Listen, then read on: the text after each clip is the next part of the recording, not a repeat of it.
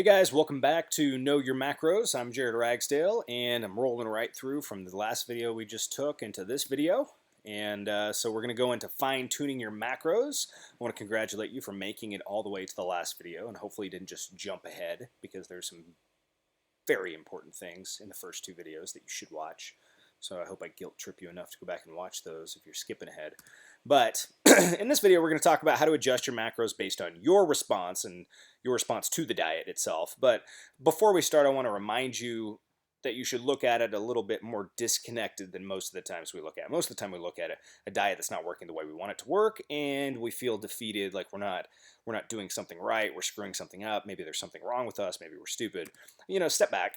Look at this like you're a scientist. You're testing an experiment, and that's kind of how I always try to do it. It's like, hey, let's try this, see how it works. And sometimes it does, sometimes it doesn't, but we learn from each situation. So when you try this, remind yourself that you have a hypothesis, you have a theory, you have something you're going to test, and then you're following through with your test. And then at the course of 2 weeks, 4 weeks, things like that, test your hypothesis, see how it is, go back through it, and that's when you can correct it. So your macronutrients were a hypothesis, and likely they were pretty close. If you went through what I gave you in the first video, most likely they were very close to what you needed, and whether or not you stuck to them and tracked them properly, like the last video, that's, up to you. I can't do that kind of stuff. But now it's time to really compile all the information that you have from that and, decide how you should adjust the macros. So before we get to that, I'm going to let you know some of the stuff that you should be tracking and reviewing on your end so that you can make sure that you make an educated decision and you know exactly that you're taking everything into account for your diet. So you're going to review everything. So if you're not logging these things, you need to start.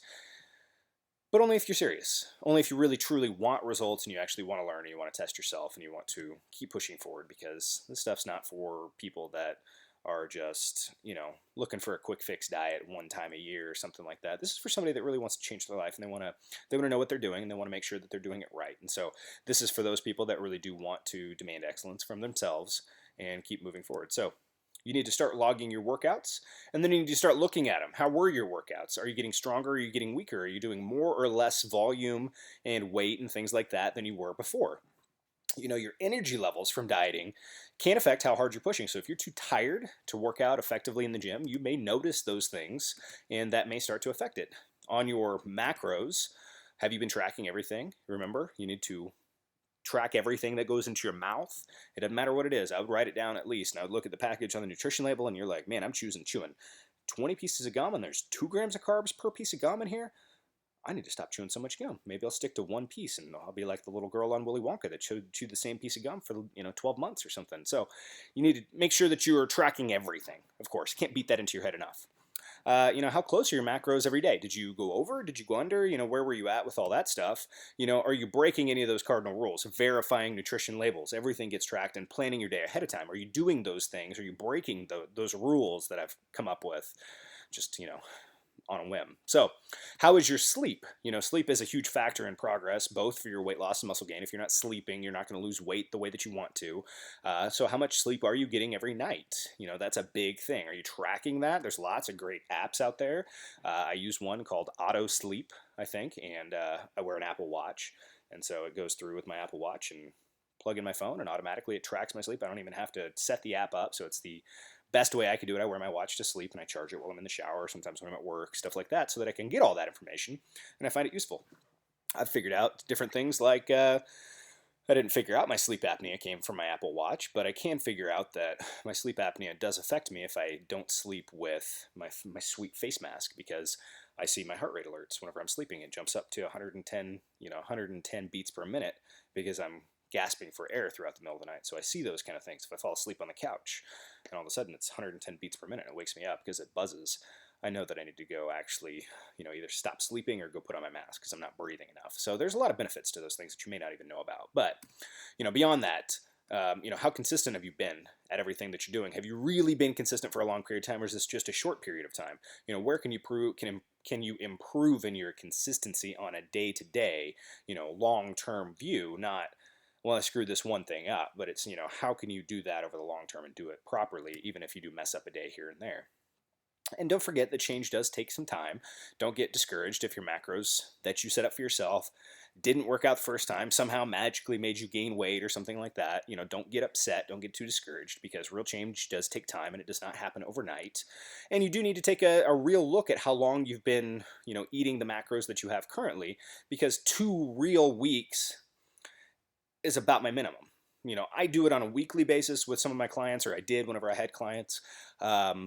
But a lot of times you don't see much in a week. So it was really just making sure that they were heading down the right path. Maybe I saw, maybe their weight changed a little bit. Maybe I could tell that something was fitting a little differently. Maybe I'm just checking in to see how their energy levels were and how they're doing, and how really to keep them sticking to the diet, because that accountability for them really helped them stick to the diet, because they were checking in with me, even if they weren't seeing progress every week. If it was a contest prep competitor, they were seeing progress on a weekly basis, or we needed to see progress on a weekly basis. So from that point of view, we did want to check in weekly. And that is a much different experience than most people that are just dieting to look better, at the beach or at the pool or something like that. I'm in Kansas. Like there's no beaches here. So 2 weeks should give you some insight into your macros, and give you the ability to adjust them if you need to. But just because you're not making the progress that you want doesn't mean that you're not progressing in general. So you need to evaluate your key performance indicators. Here's another sweet quote of mine that, I think Dan put in here.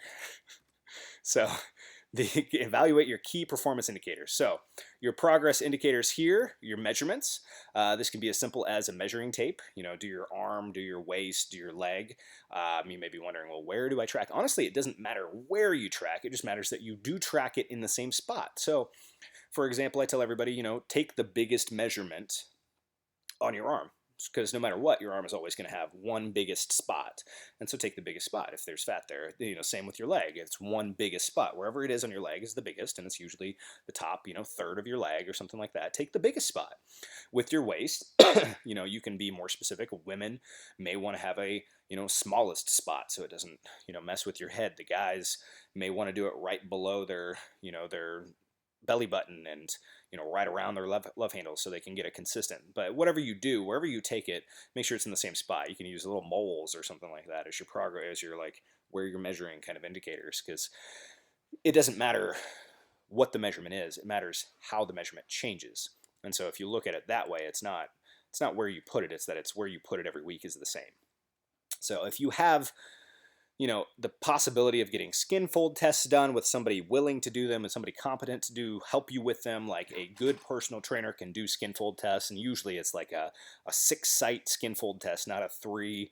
Then you can get a good number on like a body fat percentage level, which you can watch go down. And even on those percentages, I don't really care what the percentage is. If I see, one of my skin folds is at 20 millimeters and it goes down to 15 millimeters, I know I'm getting leaner. That's all I care about. I don't care about what the body fat percentage indicator is. So I really just track it that way. So another way that I track progress on a week-to-week basis or on a bi-weekly basis is to do it with the scale. And so I will warn you, if the scale dictates your life and it tells you how you feel about yourself, don't use it. Guys have the same problem girls have. Don't think this is some sort of, thing against women or anything like that, because guys see the scale go down when they're trying to gain muscle, and all of a sudden those guys are, feeling bad about themselves, feeling worthless, in the same way that you guys don't see it go down or see it go up, and you feel bad about yourselves for being too heavy. Guys do the same thing in the opposite way, because if they're trying to gain muscle, they feel pathetic. They feel like they can't gain the muscle, that they're not doing anything. They're spinning their wheels. And that same feeling that you have, guys have in an opposite situation. So whenever you tell a guy, hey, what are you doing? You're looking a lot smaller, they don't see that as a compliment, that you would see that as a compliment. They want to be jacked and shredded and ripped, and dude, you're looking swole, and whatever guys look for in their compliments. So, keep that in mind, that body weight, if you are the kind of person, man or woman, that the scale bothers you a lot and how it moves up or down, then you should probably avoid it.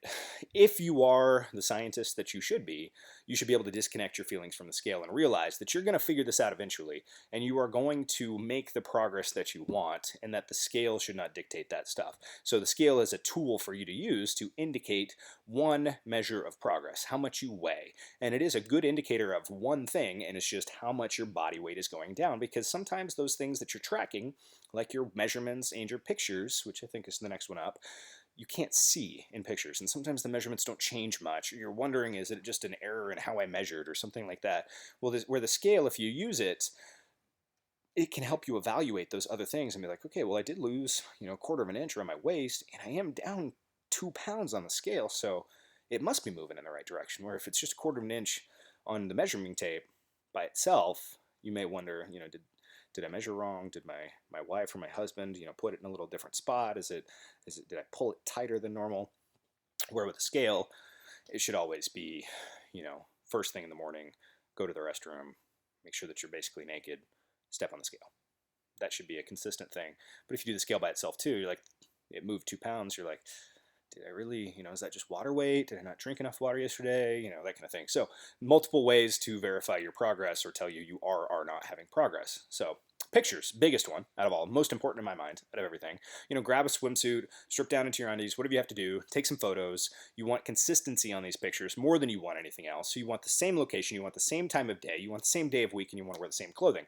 Because I've had people send me pictures and they're wearing different clothing, and one pair of clothing fits tighter than another pair of clothing. And I look at the pictures and I go, did you fall off the diet this week? Is everything okay? And they're like, no, why? What are you talking about? I'm like, I just looking at your pictures, I just didn't know if you fell off the diet this week or not. I mean, your measurements look good and your weight looks good, but the pictures kind of look different. Oh, yeah, I'm wearing, this and this. They don't really fit that well, but I didn't care about that for the pictures. I'm like, makes sense. When it cuts into things, it changes the way it looks. And so try to wear the same thing every week. Or don't, whatever's loose fitting in general. And you just want to have the same lighting, the same time of day, so that you're not holding more water at night than, the morning times. You want the same day of the week, because the way that you work out and the way that you change, maybe you have something off diet on Saturday nights or something like that, to work that into your life so that you're not nuts about it and things like that. That's something that, you need to take in consideration, because they can change your pictures a little bit. And so if you take pictures every Sunday and you work out, Monday through Friday every week, your pictures on Sunday when working out Monday through Friday, and you have, Sunday evening, you have a family dinner or something like that, and you go out to grab pizza. Like those are consistent things. So the pictures always look virtually the same. The lighting's the same. You can, if you can't choose the same, outside lighting, coming in through the windows, choose some place that you can control the inside lighting. I went to my basement for a long period of time because I couldn't have, good lighting, so I just had basement lighting. It was always the same because I stood in the same corner, same time of day, posing trunks, whatever it was. So you want that kind of stuff. This is your biggest indicator of progress. This is where you're going to see everything happening, and it's what you're going to keep coming back to when you're frustrated and not motivated anymore, and you're wondering, why am I not just a normal person that just eats junk food all the time like everybody else in America? You go back and you look at the progress that you made on your pictures. And when you've done this, for 6 months, and you can see where you're at, and then you've done this for 3 years, and then you've done this for 5 years, and you look at those before pictures, you go, wow, I didn't know I had made that much progress, because we see ourselves in the mirror every day and we have no clue what's happening. Other people notice it, they don't see us very often, but we don't. And so those pictures come in handy a lot. So you need to evaluate your hunger. How has your hunger been on a daily basis? You don't want to be too hungry. So, you're going to eat anything and everything that you're just like constantly thinking about food. But having some hunger is a good thing. Real hunger means that you're going to have to start digging into body fat. And I differentiate real hunger versus, a craving, because there's two different types of hunger that come from us. One from a stomach being empty, one from our body needing to put more fat into it. One comes from the ghrelin hormone, which is in your stomach. One comes from leptin, which is based on your metabolism. And so when ghrelin, the hunger hormone in your stomach, it just says, hey, your stomach's empty, you should probably get something in there. It's time to eat. It's 3 o'clock. We eat at 3 o'clock every day. This is time to eat. That's the ghrelin hormone. And the leptin is, hey, man, you're really losing a lot of body fat. We're not going to be able to survive if the apocalypse happens and there's no grocery stores anymore, because we don't have much fat to live off. So let's start putting fat back on. It starts kicking your body's hunger back up a lot. So hunger is a good thing, but you don't want to be too hungry that you fall off your diet because you're so hungry. So on the opposite side, if you're in a muscle gaining phase, you need to pay attention to make sure that your hunger hasn't disappeared completely, because you do need to make sure that you are hungry. And that is an indicator sometimes of overtraining and things like that. This may indicate, if you're not hungry, that you need to take a break from the gym, that you need to do a mini diet to get some fat off of you so that leptin levels come, start coming down a little bit, that you start getting some of that hunger, that kind of thing. Or, maybe it's just time to diet, focus on your digestive health or something like that. Your stomach's just not working the way it should anymore. So you need to look at your energy, and how's your energy been lately? Have you been sitting around too much and too lazy to get up? There was periods of time where I wouldn't get off the couch because, I wanted to change the channel. My wife was watching something, something terrible, Real Housewives of Orange County or something like that, and Real Housewives of Atlanta, whatever she watches. And I'm just sitting there and I'm just so tired. I don't even want to like stand up to go get the remote to turn it off. That is a problem. That was severe contest prep. But if you're having energy level problems, you are not going to be burning the calories that you want. So don't forget NEAT, which is the non-exercise activity thermogenesis. It's the calories that you burn whenever you are not, it's the calories that you burn that are not from exercise or from your natural metabolism. It's all the stuff that you do throughout the day that adds up. So me moving my hands like this, that adds up because I've done it for so long. I'm going to burn some more calories. That's NEAT. That's non-exercise activity thermogenesis. When you walk to the water cooler at work, whenever you walk back, when you walk from your car, those aren't exercise. That's just activity. So it's the exercise that you're getting that you don't mean to get. Cleaning your house, washing your car, mowing your yard. I consider all those NEAT. And so if you're too lazy to get outside and do stuff, man, cleaning the house, mowing the lawn, and staying busy, look at that. Those are all NEAT. So if you're too lazy to do that, you're not going to burn as many calories. And the problem is you may sacrifice the food that you eat so much that you're so tired that then you're just slowing your metabolism down so that eventually, here's metabolism, here's your diet. You decide that you want faster progress, drop your diet down here. All of a sudden, your metabolism says, whoo, we need to drop too. And then you're basically the same thing because you're not walking around, you're not doing as many things anymore. So the goal should be to stay active. NEAT can account for up to 50% of your daily calories if you're a very active person and that doesn't like to sit down. And there's some people that just never sit down.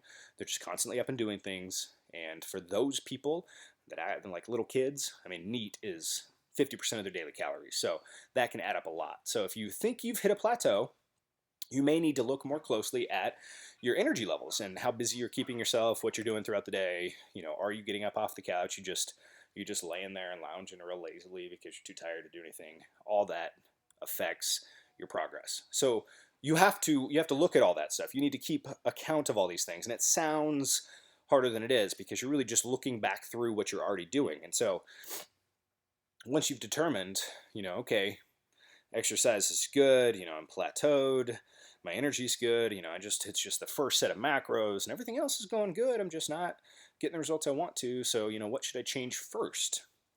The answer is rarely protein, unless you just started out astronomical levels, which if you followed the program, you didn't start astronomical. So the answer is rarely, if ever, protein until you get further into the diet. So now you have another choice. So it's going to be carbs or fats. But even then, protein still doesn't get it changed typically till we've depleted other energy sources. I really don't drop protein until I don't want to drop carbs or fats anymore. Then I'm going to drop protein a little bit because I need that balance between energy levels. So are you going to change carbs or fats, or are you going to change both at the same time?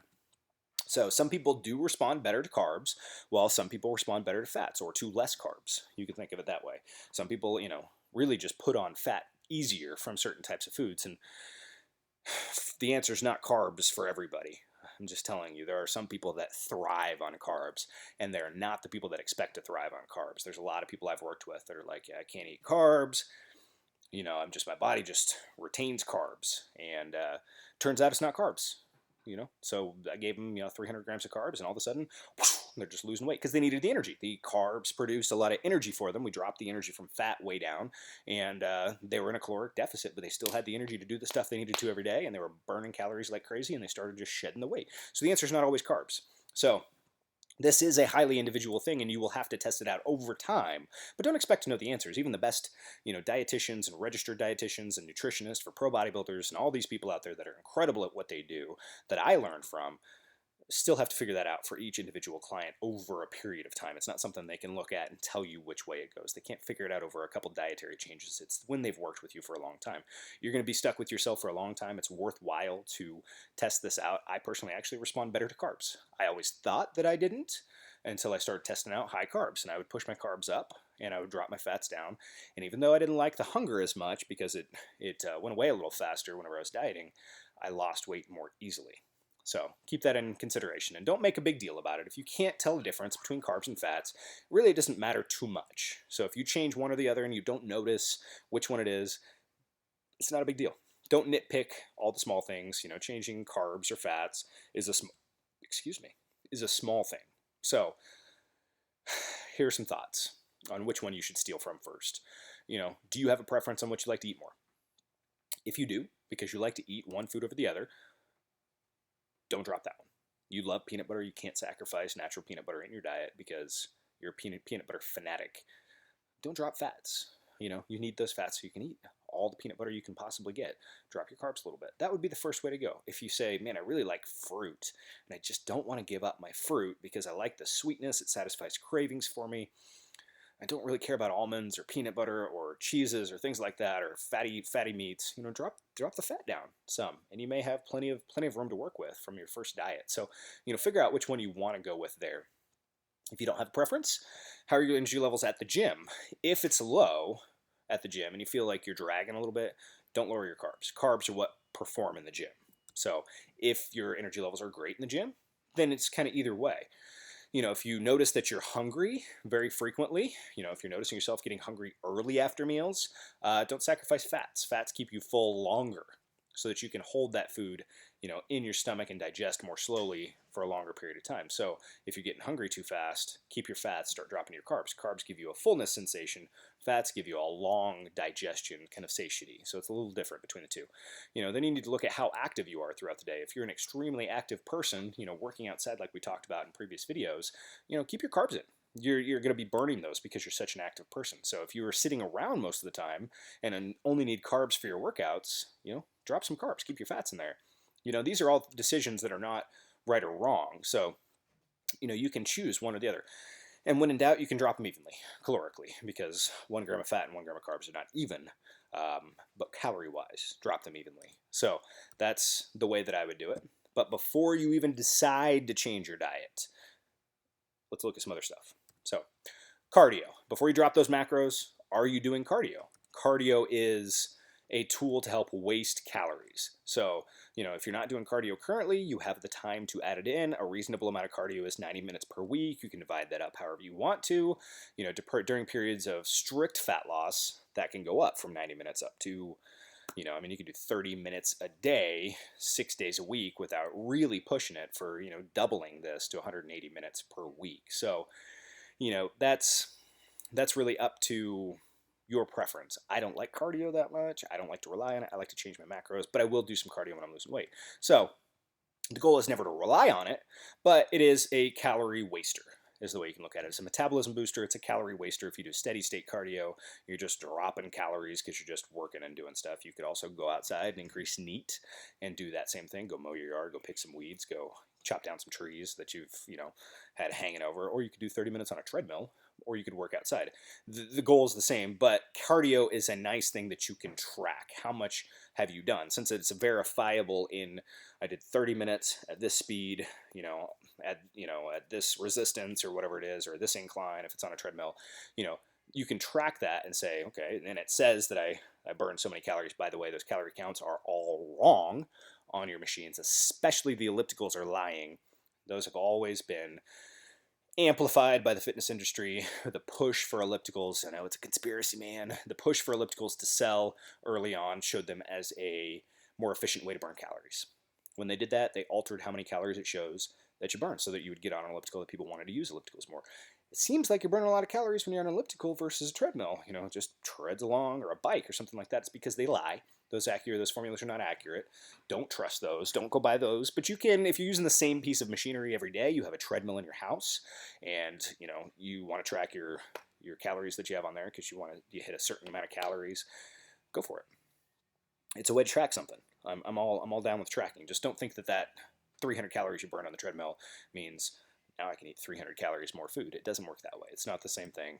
Your body does adapt to caloric intake, your body does adapt to cardio, and it becomes more efficient at these things. So you burn less calories when you do them over time. So, just like anything else, your body's great at adapting. That makes fat loss a difficult thing to do. So, and if you are gaining muscle, you might need a little bit of a boost. A little bit of cardio can stimulate your appetite, especially first thing in the morning, get you hungry throughout the day, increase your metabolism for some protein turnover, some macronutrient turnover, and get you moving again so that you can actually make progress. Cardio is a good tool when you're building muscle also.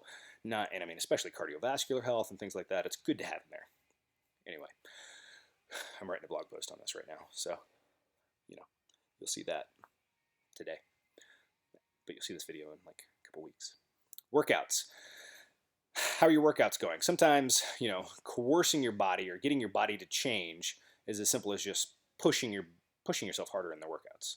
And so what that can mean is, you can do more weight or reps or sets or whatever it is that's workload. I prefer pushing for more weight with your workouts, but pushing harder with each workout. Even in a fat loss phase, you should be pushing to improve in your workouts and creating the need for muscular repair to utilize nutrients. So take a muscle, you start doing some bench press, chest muscles start having micro tears in them, your body has to come through, take nutrients, use all this energy that you have to try and start putting those pieces back together and repair it.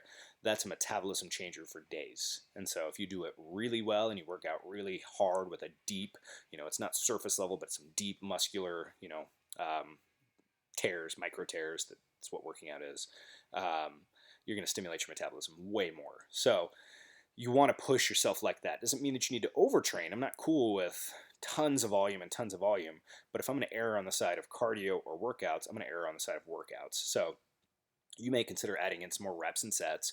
I would prefer weight if it's safely done, rather than increasing cardio or decreasing your macros. But keep in mind, you need to have one change at a time to know what's causing progress. If you change your cardio and you change your workouts and you change your macros all at the same time, you will have no idea what you're doing. So change one thing so you will get the best results and be able to track, hey, I added cardio, my body responded incredibly well to it. Maybe my body likes to do cardio.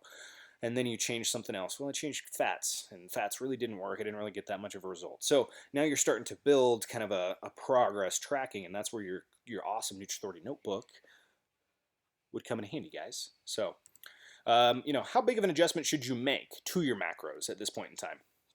I always go small. Small adjustments are always better because you can do them more frequently, you can do them more often, and you can always see what's the minimal amount of effort that I have to put in to get the maximum amount of change. You don't want to put in more effort and get less change. You want to put in as little effort as possible and get the most out of it. You can run to Kansas City or you can drive. Which one takes more effort? You want to do as little effort as possible in the situation to get the most out of it. So it may take a little longer, but if you remember back, we didn't want to lose weight too quickly. So we want to make sure we're in a safe, healthy range here. And you may really be able to find that sweet spot between, maintaining a good energy level, not being hungry, and losing fat. That's the goal. You want to be able to do this without feeling it. And if you don't feel it, that's perfect. You can stick with it. You'll feel great. Your workouts are just going to get better. You're just going to look better, and you're going to feel awesome about it. So generally speaking, I really wouldn't drop more than 25% of your total calories with any adjustment. That's a very high number. Consider that my maximum threshold. Somewhere in between 10% and 25% is where most adjustments fall. The only time I would adjust, if you started your macros out and started gaining weight, that's the only time I would really adjust it, 25%. Other than that, they're small adjustments. I don't go based off of percentages. So, I kind of look at how progress is going. Maybe I look at the calorie amounts, things like that, but I don't do a percentage like 10%, things like that. So I'm trying to give you guys suggestions based on that stuff rather than, having the experience that I have of looking at it and knowing what's really going to change. So the amount of your adjustment is based on how much progress you've had, obviously. So started out way too high, started gaining weight, freaking out.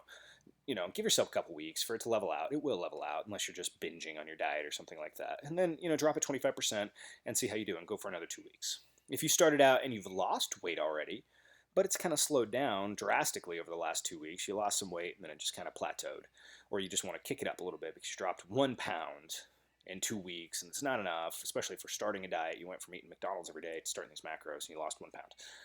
That's not enough. Kick it up 10%. That's drop 10% of your macros down, 10% of your calories in, fats and carbs or however you're going to do it, and do that. That's your first thing. So you do not want to adjust too frequently. Don't think you need to adjust every time you don't see progress, because progress happens sometimes that you're not seeing. It can be going on behind the scenes. One way that you can notice this if you're trying to lose weight is that fat turns from hard, dense fat to a squishy, watery fat. That means you're losing fat.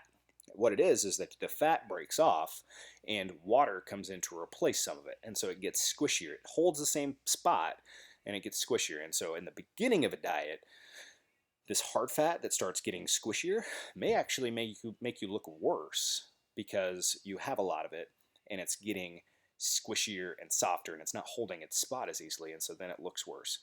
That's a good thing. It means that you're on the brink of all that water dropping out and you're going to have a big drop, and that's a whoosh. Look it up. Google of whooshes and squishy fat. It's a great article by Lyle McDonald, who wrote a lot of books on stubborn fat and things like that. So he's a very smart dude. A lot that you can learn from him, but a whoosh is that water that's being held in the fat, and seemingly overnight your body just decides just to flush that water and then you seem to get leaner. It's not an overnight fat loss, it's water loss, which is very easy to happen sometimes. So in general, I would wait 2 weeks before you adjust your diets, and results are always cumulative over the course of the entire diet, not a linear. They're not going to work the way you want to go. It's not going to be a constant downward. It's going to jump back and forth. So just keep that in mind so you don't adjust every single time. You can stay on the same diet. There's times I've written diets for people, given them one diet, we've tracked it every week, and by the end of the diet I go, man, have we changed your diet yet? Oh no, you haven't changed my diet. I've been on the same diet since the beginning. I'm like, your body is transformed radically on one diet. So it can happen. You can do 3-4 months on the same thing and still keep seeing results.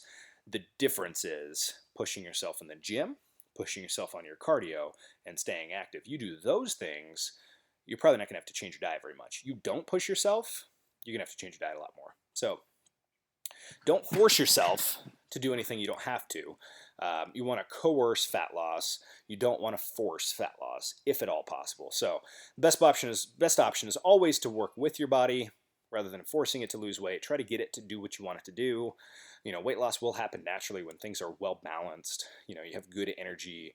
You're eating enough food to have good energy levels. You're staying active and being active. You're a little hungry but not uncomfortable. You're making progress in the gym. You're getting stronger. You're building your endurance. You're seeing changes in the mirror. And you're not stressing and focusing on losing weight every moment of every day. And one thing that's probably not been listed is you are getting adequate sleep. That's the other one. So if you're doing all those things, weight loss happens much easier than if you try to force it in there and try to force it to do what you want it to do, because it doesn't work that way very often. So one of the best things you can do to aid your fat loss is just simply staying busy. Increase that non-exercise activity thermogenesis, that NEAT. And staying busy does keep your mind off food and thinking about all the things that you want to eat that are in the pantry, like all the candy that keeps showing up in my pantry from, leftover Easter candy and discounted stuff that's at the grocery store that's like 75 cents for this gigantic bag of peanut butter M&Ms or something like that I'll eat the entire thing of if given the opportunity. So keep your mind off food, keep your calorie expenditure up. It does, beyond that, it does help with flexibility if you're actually doing things, and it does help with active recovery from the gym, because active recovery is, taking those muscles and stimulating and working them and getting some blood flow into those muscles and really like stretching them out. That kind of stuff helps with recovery in the gym. So if your legs are terribly sore, the worst thing you can do is just sit there. Staying active, moving your muscles a little bit, stretching out gently.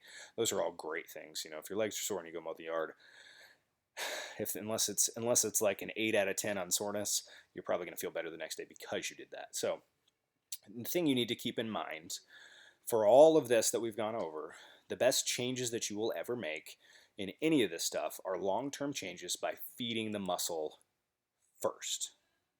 Feeding the muscle in general. So think about it this way.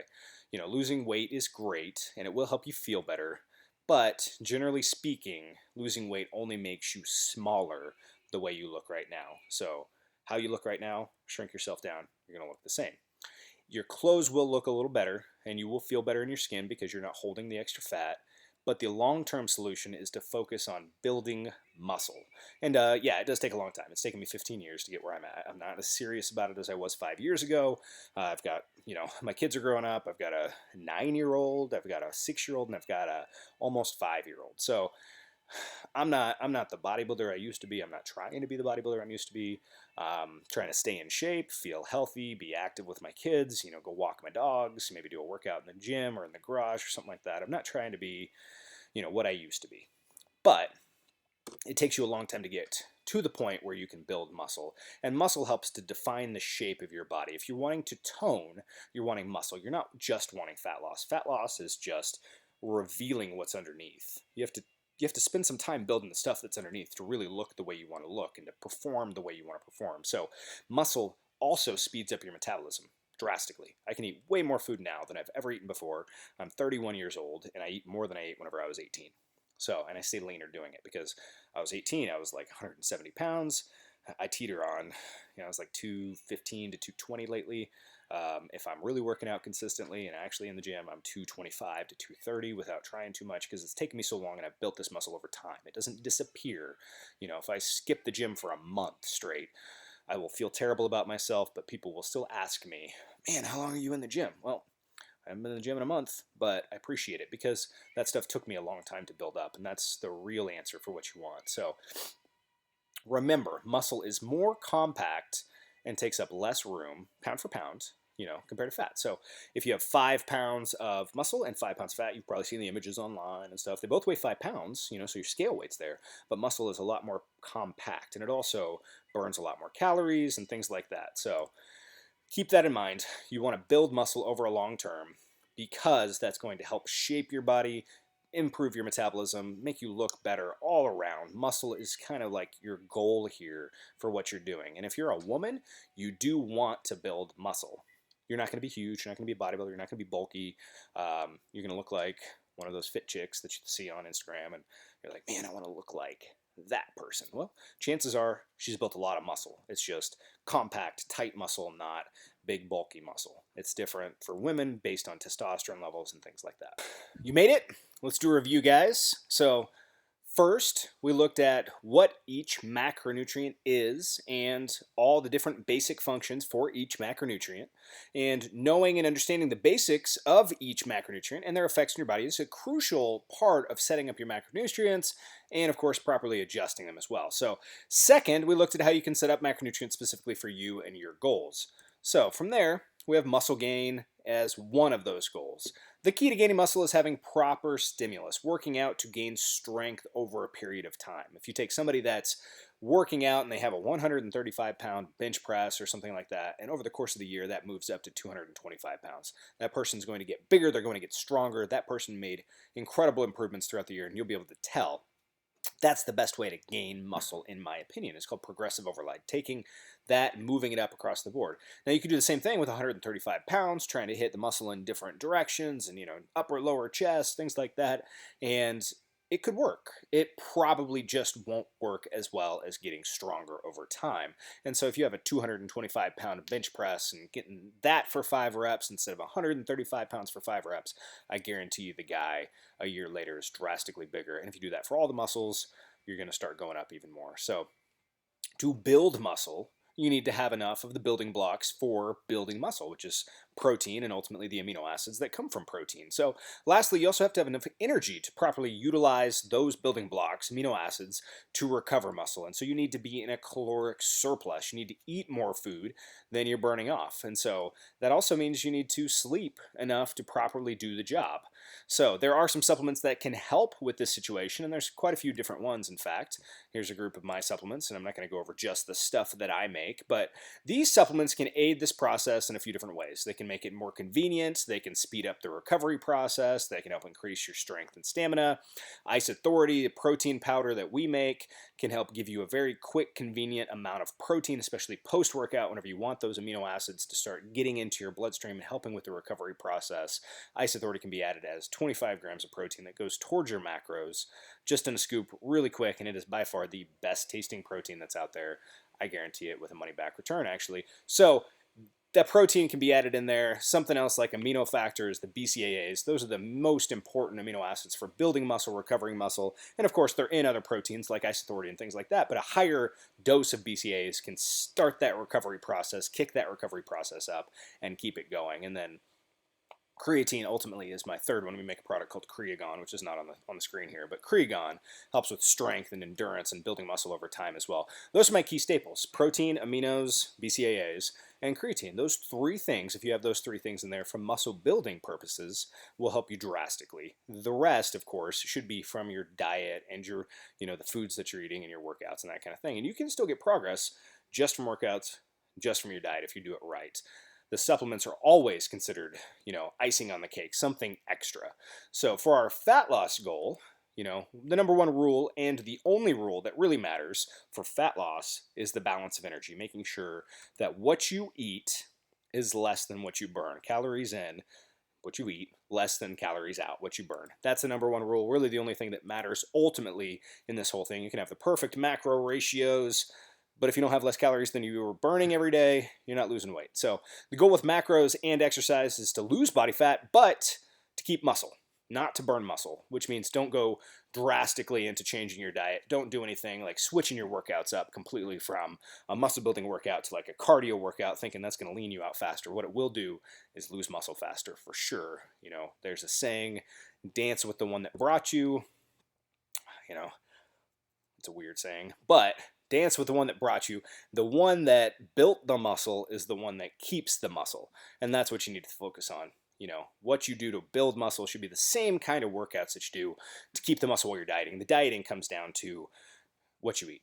More than anything else, losing body fat's what you eat, maybe some cardio. The workouts you have, keep them as they are. So we use macros in our diet to, you know, prevent muscle loss, provide enough energy, you know, that kind of thing. Same with resistance training, with working out. We make sure that we can prevent muscle loss. So remember, you know, fat loss is not a linear path. It does not go from here to here in a direct line. It will jump back and forth. It'll make you go crazy, and the scale can make you think that you're not losing body fat. It's not true.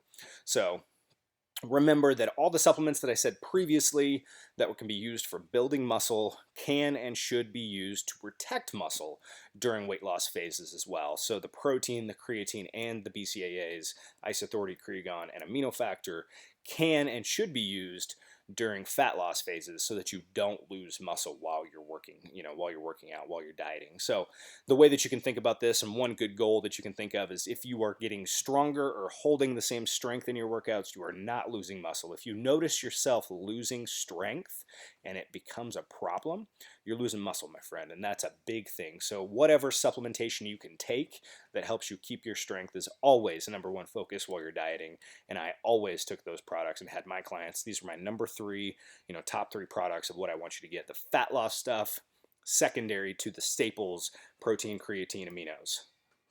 Isothermite, Creatine, amino factor. My number three, my first, probably our first three products, to be honest, because those are my three staples for virtually anybody that comes on board with me. So there are some other supplements that help with fat loss, just like there are supplements that help with muscle building, of course. You know, Thermogenic Flux is one of those. You know, I designed this from scratch based on all the products that I had tried over the years. You know, if you're not familiar with me, my family owns, at this point in time, 9 retail stores. I grew up in those stores. Literally, when I was 3 years old, I was in the back room of one of those stores watching Saved by the Bell and playing, you know, Sega Genesis and Super Nintendo and things like that.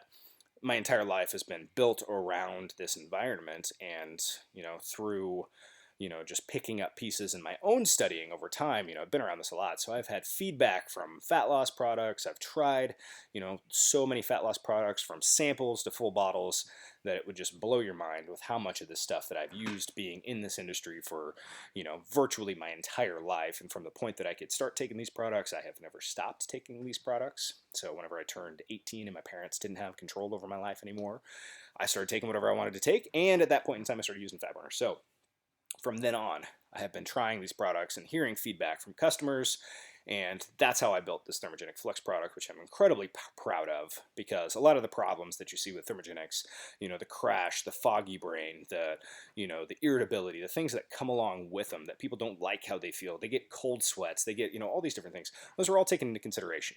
I didn't want something that felt like that. I wanted something that helps you focus better, something that helps you perform better, that makes you think more clearly, that doesn't make you jittery. And, you know, that's ultimately the main focus, making sure that you're burning more calories, suppressing your appetite, that kind of thing. And that's really the Thermogenic Flux product. And that is my favorite product by far, especially for fat loss, because you will notice it and you'll feel it. And we did make Thermite, which I may have talked about in a previous video. You know, I was 2015, I was dieting, and we'd already started some of the Nutrithority stuff, but I wanted to use a fat loss product that was a non-stimulant thermogenic. I didn't want extra caffeine. I had plenty of caffeine in my life. I'd been drinking energy drinks and taking the Thermogenic Flux, but I wanted something that would help burn more calories throughout the day. And there were key ingredients that I wanted to find in full doses that no products had in there altogether. And so I had to pick a bottle of this and a bottle of this and a bottle of this, and I had to start putting things together. And I was like, you know what? This is a product I'd like to use. I bet you some other people would like to use it, and I do think it would be incredibly effective. And that's what we created. So it's a non-stimulant. There's no caffeine. There's no energy related to it, but it increases your metabolism behind the scenes. It stimulates, your fat cells to start burning off as energy. And then, that's the heat production where you do that. So that's a thermogenic product. But it also helps support, thyroid production and making sure that as your metabolism slows down, thyroid also slows down, which is one of those other effects of your metabolism slowing down while you're dieting. It helps keep your thyroid up in a good, healthy range. So those were two of the basic fat loss products that I think are incredible. These two fat loss products are... I don't have favorites, guys. These are like my kids. Like, these are my two other favorites. So I've used Yohimbine for years with clients. Before we ever had Nutrithority, I was recommending other companies Yohimbine because it's a very basic product. But unfortunately, they had 60 capsule bottles, and I was having people take a lot of it. So 60 capsules was in enough, lasting them, a week, a little over a week, something like that sometimes when they're a bigger guy. And so I created 120 count on the Yohimbine, hydrochloride. That product blocks alpha receptors. It helps you tap into fat that's typically stubborn so that you can lose that just as easily as other areas. Where the LipoFlux was a cream that I developed with a senior chemist at one of these other companies that helps me manufacture my products. And it is a very incredible in-depth product on how to get fat that is stored and stubborn to start being active by, putting a cream in the area that you want to lose weight. It is not going to lose the weight for you. What it does is it starts to stimulate that fat so that you can tap into it more easily and utilize it as an energy source. So if you're in a caloric deficit, your body needs the energy. You put this on and it starts stimulating it. You start to release a little bit of fat into the bloodstream. You start burning that off as part of your energy source. That's how the LipoFlux works. Not all of it that's stimulated is going to be burned off. That would be an ideal world. It doesn't work that way. But the other part of this product is to keep it from redepositing in the same spot. So stubborn areas, you don't want the fat to just stay in that area, even if it's been mobilized. So it moves it to the bloodstream where you can either utilize it as energy, it can leave as waste, or you can store it somewhere else. And that's the goal of LipoFlux. It works incredibly well. It's a very difficult product to understand how it works and believe, but trust me, guys, I use this on my own clients. I tested this product for over a year before I used it. It's a great product. If you have stubborn fat, those two products help tremendously, but nothing will take away from your diet and your exercise. So keep this in mind. Supplements are like throwing gas on a fire. You can throw gas on some logs, and it's not going to do anything. You could throw some gas on a flame, and it'll burn up really quick. But what supplements do is it's like a full-blown bonfire that's starting to get going, and you can't quite get it there, and you say, kind of like a hillbilly, let's throw some gasoline on there and see how it goes. And so we throw some gas on there, and it just whoosh, ignites and explodes, and that whole thing is a bonfire. And that's how supplements work. It's not the spark, it's not the flame, it's not the logs. It's the addition to speed things up for you, and that's the way I like to look at them as well. So that concludes everything that I have to go over for you guys. If you have any questions, I would love an email, jared@nutrithority.com. Join our Facebook group, the Action Over Talk Facebook group. You can find a link in most of the emails that I send you, or just type it in on your Facebook. Shoot me a message on Instagram, @JaredRagsdale. Go to the Nutrithority Instagram. It doesn't matter. If you have questions, hit me up with them. I'd love to answer them for you guys. And I appreciate you taking the time to watch this. It's going to be, I think by the time this is all done, it's going to be about 2.5 hours that you guys have sat through listening to me talk about macros.